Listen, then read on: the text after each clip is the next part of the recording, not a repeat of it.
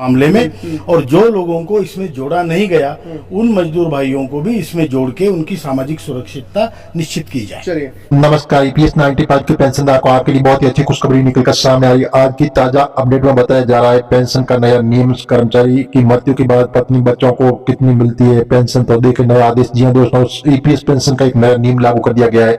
EPS pension का नियम, अगर आप छठी क्षेत्र में काम करते हैं और कर्मचारी पेंशन योजना के ग्राहक है तो हर महीने आपकी सैलरी में कुछ हिस्सा ईपीएफ में जमा करेगा। ईपीएफ खाते में कर्मचारी को कंपनी दोनों की ओर से योगदान किया जाता है। तो ये योगदान मूल वेतन प्लस 12% नियोक्ता के योगदान में 3.67% ईपीएफ और 8.33% ईपीएस पेंशन योजना में जमा किया जाता है। ईपीएस पेंशन का नियम, अगर कर्मचारी 10 साल सेवा पूरी कर ली है तो वो कर्मचारी पेंशन योजना एम्प्लॉयर पेंशन स्कीम के तहत इस कर्मचारी पेंशन को विधवा पेंशन, बाल पेंशन और अनाथ पेंशन शामिल है। विधवा पेंशन के तहत न्यूनतम कर्मचारी की विधवा पत्नी को 1000 रुपये तक मिल सकता है। पेंशन भोगी की मृत्यु होने पर पेंशन का 50% विधवा को दिया जाता है। बच्चों की उम्र 25 वर्ष से कम होने पर बाल ईपीएस पेंशन जो पेंशन फंड में दी जाती है, जैसे में विधवा पेंशन को 25% भुगतान किया जाता है। ये सुविधा एक समय में 2 बच्चों को दी जाती है।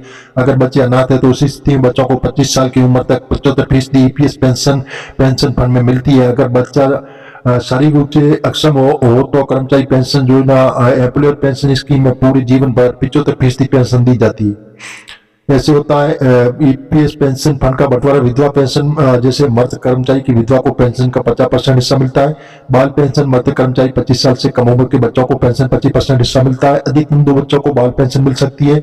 कुल मिलाकर मृत कर्मचारी की पेंशन का 75% हिस्सा उसके परिवार को मिलता है। ईपीएस पेंशन का नियम, पेंशन के लिए इन दस्तावेजों की जरूरत। ईपीएस पेंशन फंड के लिए मृतक का मृत्यु प्रमाण पत्र, जिस व्यक्ति को पेंशन राशि मिलती है उसके आधार कार्ड या प्रति खाता विवरण, रद्द चेक, लाभार्थी की बैंक पासबुक सत्यापित प्रति आदि। कर्मचारी पेंशन योजना के लाभार्थी नाबालिग है तो उसका आयु प्रमाण पत्र भी देना होगा।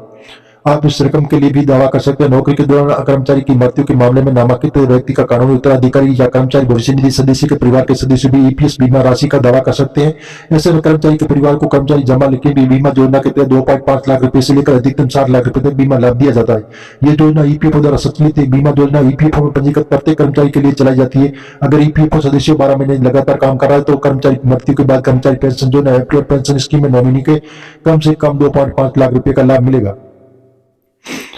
हम मीडिया आधारित आपको बताएं, सरकार से ऐसी कोई घोषणा नहीं हुई। आप ऑफिशियल वेबसाइट पर जाकर जानकारी चेक कर सकते हैं। इसी वीडियो में इतना ही, और मिलेंगे नई वीडियो के साथ। नई और पहली बात तो चैनल को सब्सक्राइब कर लीजिए ताकि नई अपडेट आपको रोजाना मिलती रहेगी।